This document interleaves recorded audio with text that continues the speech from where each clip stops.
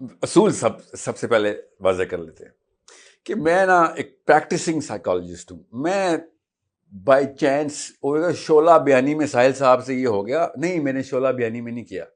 اگر میں politically correct ہوتا نا تو پوری قوم کو طاغوت کا سبق نہ ملتا اس دن. ٹھیک ہے, ایک بات. دوسری بات, میں اصول قرآن سے لیتا ہوں. قرآن پاک میں جب ایک چیز کو ریکگنائز پیڈسٹل کے اوپر رکھا جائے نا, چاہے وہ اچھا چاہے وہ برا, تو پھر آپ کا اور میرا فرض بنتا ہے کہ ہم اس نہج کو چھوڑ نہ دیں. ٹھیک ہے, اور اس لیے کیونکہ یہاں پہ بھی طریقے اور کرینے کچھ اور ہیں, اور کچھ اور ہی کو توڑنے کے لیے تو اسلام آیا.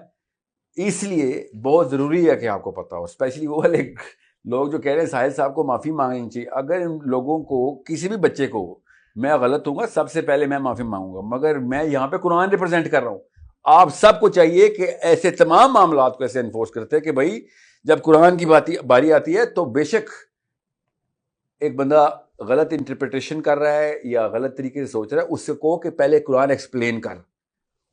ہم قرآن پاک کو صحیح سمجھنا چاہتے ہیں, ہمیں لگ رہا ہے کہ تم قرآن پاک غلط ریپرزینٹ کر رہے ہو, یہ کہنا ضرورت ہے. یہ نہیں کہہ سکتے ہمیں تو عربی کی آیتیں سننی نہیں تو معافی مانگو. غلط. آپ کو پتہ بھی ہے بچوں کو کس نہج پہ لے کے جا رہے ہیں آپ, اور مجھے تو لگتا ہے کہ کافیوں کو پتہ ہے, یہ جانتے بوجھتے کر رہے ہیں کہ وہ ان کو قرآن سے الرجی ہے نا.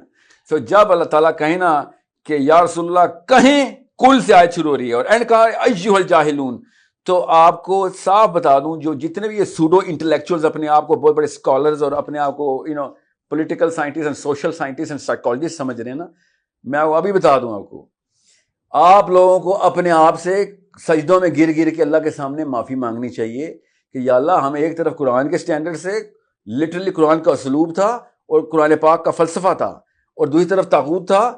اس بندے کی خالی ایک طاغوت کو ہم نے نعوذ باللہ فیشن بنا کے میم بنائی, اور ہمیں یہی نہیں پتہ چلا کہ ہم تیری کتاب کی تذلیل کرتے رہے, اور ہمیں یہی نہیں پتہ چلا کہ ہم نے ایک نیا عبد بنا لیا تھا جس کو ہمارے نفس سے غذا ملتی تھی, اور ہم نے اس بدھ کو توڑنے کی بجائے اس کو صحیح مانا اور کہا کہ تو نے ہمارے کلچر میں غلطی کی ہے. جاہل نہیں کہتے ہوتے کسی کو جاہل کو تذلیل ہوتی ہے.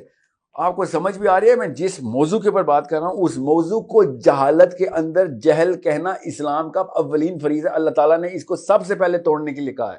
جہالت کی عزت نہیں کر سکتے ہم. پاکستانی کلچر میں ہوتی ہے تو پاکستان نے کلچر کو ڈیلیٹ کریں. کب سے کہہ رہا ہوں پاکستان سے نکلیں اور اسلام میں داخل ہوں.